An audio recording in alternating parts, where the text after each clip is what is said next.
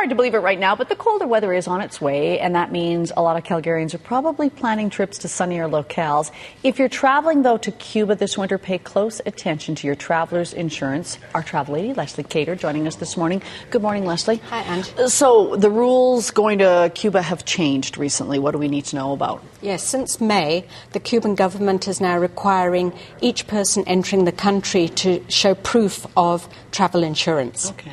And the reason for this is, I guess, that they've had people who have become ill in Cuba and without insurance. And really, nobody should travel without proper insurance when you go away. You don't know what's going to happen. So what are some things you should think about when picking your traveler's insurance? Because I often think, well, my credit card has so much traveler's insurance. What are some other things we should be aware of?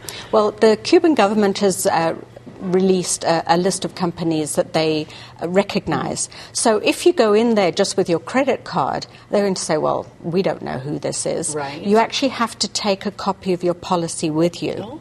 And you also have to be aware that they won't do anything with any U.S. companies. So if it's American Express, Citibank, or one of those, they won't recognize that. So it's quite a hassle to start investigating that and going through and seeing who the policy is actually underwritten by. Right. Okay, so which are the companies that they will recognize then, if you're thinking about that? Right. Well, one of the companies with Canadians is RBC Insurance, which is probably one of the most widely sold, and they recognize that, and it's a good coverage. So for that purpose, when we're pricing out packages to Cuba now, we're pretty much including the insurance in the price because it's something you have to get anyway. What would happen if you showed up in Cuba without it? Do they really turn you away? Yeah. Well, either that or else you have to buy their insurance on arrival, and that could well be much more expensive.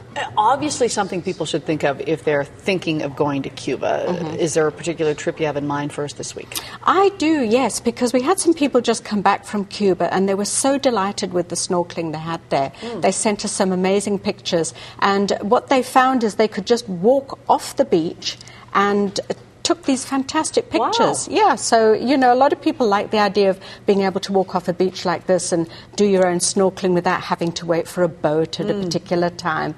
But they said these were their own pictures, and it was just absolutely amazing. Okay, something to be aware of, though, if you're thinking of going to Cuba, make sure you've got your traveler's insurance. What's the package you've got? The package to this particular place in Cuba is on the 12th of December, and with the insurance included and all taxes, $9.95.